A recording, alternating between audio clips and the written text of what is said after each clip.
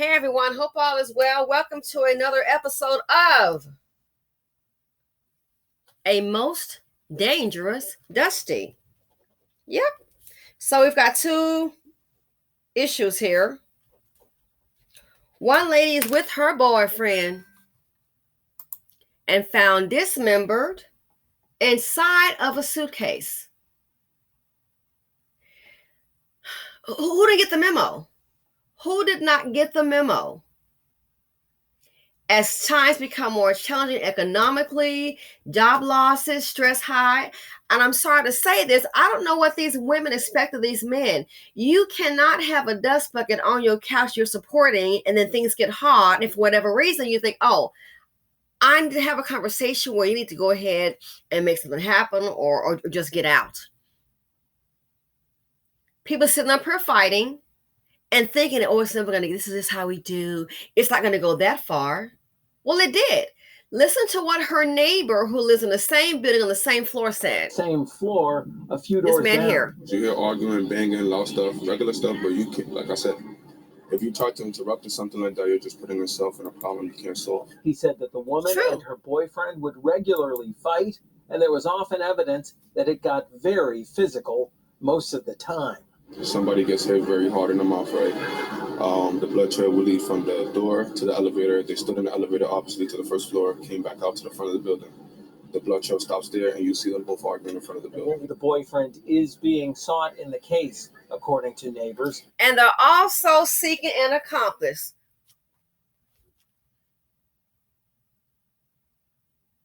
Butchered up, cut up, and put in suitcases. But at least she had a man. And he's right. You put yourself in a position like that, I wouldn't go rush into it. I might call 911. I'm not going to go rush into it because you brought that dust in your life. Been boxing up, fighting, bloodshed. Oh, are you serious? It got that bad. And now look. Bloodshed.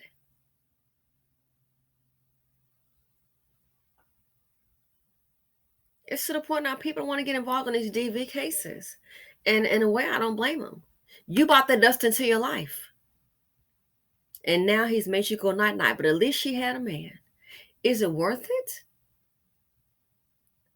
When you keep on fighting, it get to that point somebody needs to leave. But let me guess, and I could be wrong. I wonder who was holding it down financially. I wonder. It's not working out, just leave. And in this case here,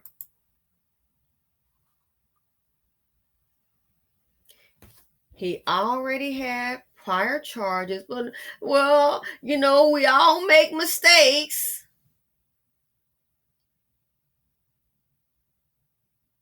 I just hate that I hate the whole thing happened. But think, the children were there. The children were there when the whole thing went down. And let's not forget, don't forget, when you ask these Dusties, when you tell them that you're a child, which you have to be a fool to carry the seed of poverty, I have no sympathy for it. It's time to get a psych consult for you. Ask them to get a job, pay rent, or to leave. Oh, it's on. They escalate. It's going up to super DV. And super DV, domestic violence, it's going to be deadly for thee. So what did they say about this one here on the screen? Mr. Melonhead over here. Most dangerous Dusties. David, you know, there's still a lot of unanswered questions about what happened inside this apartment complex behind me here in the city of St. Charles. But police tell us that Trey Spratt lived here with his girlfriend, but they were in the process of breaking up. He was moving out, and that's when this shooting. Hold on. He was moving out. Why is he always moving in with someone? Can someone explain that to me? Why are they always moving in with someone? That's the part I don't understand. The most desirable man. Why you always gotta move in with someone? Why you never have your own place? Let's continue. Moving out, and that's when this shooting happened. Take a look here at video that our crew shot on the scene yesterday afternoon, Saturday afternoon. A very busy time in this area as Oktoberfest was happening just down the street. But investigators say police found out that Trey Spratt was moving his things out of the apartment. His sister and his girlfriend were there at the time, and that's when investigators say he shot both of them. His sister, Tracy Bradford, was killed. The girlfriend, who police are not identifying at this time, was able to lock herself in the bathroom with her 2 young children. Those kids were not injured in this shooting. Experts say domestic violence situations like this are all too common. So she already has 2 children. They didn't say that were there, so her 2 children.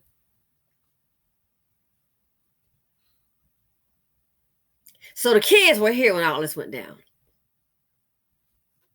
Look at this. Bullet hole. Can you imagine being a neighbor next door? Bullet hole went outside. It could have hit somebody in the parking lot. And then the sad thing is, now his sister is gone. I don't know what her role was, that she was trying to be there for support, keep things calm. And he shot them both. So the hatred for women is real, but they want to go ahead, these ladies, and go ahead and pretend. I only feel for the children, especially. But they want to go ahead and pretend. Maybe the sister's trying to keep the peace. And the sad thing is, the girlfriend, the ex-girlfriend that did survive, how do we know that she might sit up here and pick up with a dust bucket again? Oh, you are a woman with 2 children. You got to move in a man. Girl, that speaks volumes. Are you that desperate? If you notice, they always got to move in with somebody. Then when it's time for that dust bucket to get out, ouch.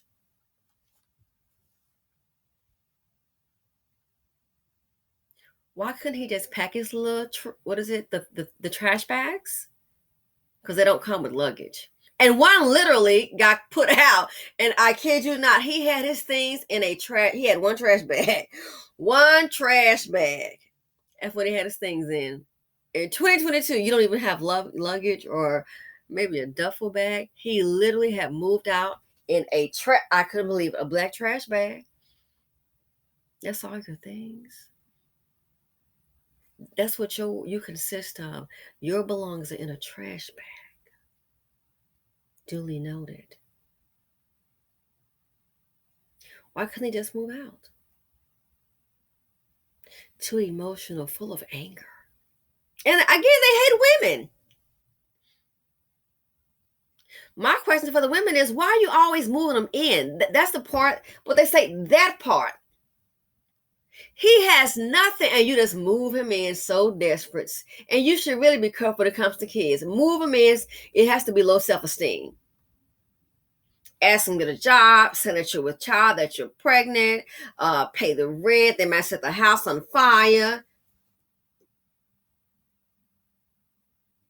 And you can call whatever you want. We can see things differently. Some of these baby mamas are not worth being parents when you bring trash like this into your home, because now you have scarred your own children. You have scarred the children, because guess what? He couldn't have been there if you didn't let him in, but you let him up in there, and the kids got to see all this here. So now there are 2 children, and they know what it's like to encounter a shooting. Oh, don't go out there now. Yeah, she's dead. Mama, what? Mommy, what? So how was school today? Then you wonder why some of these kids are having behavioral problems, learning disabilities. I think it's because of the poor parenting, what they've been exposed to. School is in session, so let's say if they're school age or even pre-K, how do you expect the kids supposed to go to school? They just encountered shootings. They've heard the gunshot, may have seen a body, hiding in the bathroom, traumatized. At the hands of a black man, traumatized. Now, they're supposed to just go to school and learn like nothing's happened. Papa can't sleep at night. The teacher could be teaching in the classroom, and the child sitting there looking at the board, but just spaced out, just still shell-shocked. And we don't believe in no therapy. Oh, no, we ain't doing that. We gonna be all right. Are you really? You can't control him. Again, you have to be a fool to have a man in your house that can't do anything. What is his contribution besides poverty D? What is his contribution?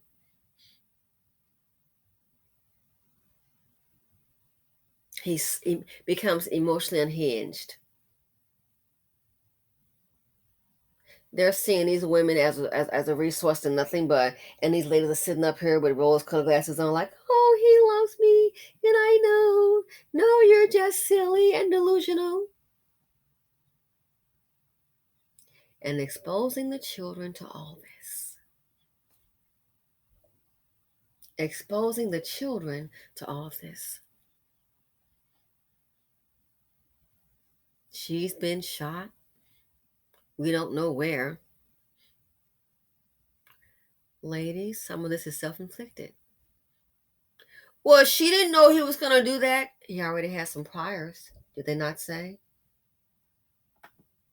It's common. What we know is that one of the most dangerous times for a survivor is when they choose to leave that relationship. And so knowing that, having a plan in place, again, even if there has been nothing physical that's happened before, it is the most dangerous time. Having him leave. Now, right now, Trey Spratt is locked up on multiple charges at this point. We have done some digging into his past and have found that he has several orders of protection against him from previous situations. We're digging more into that.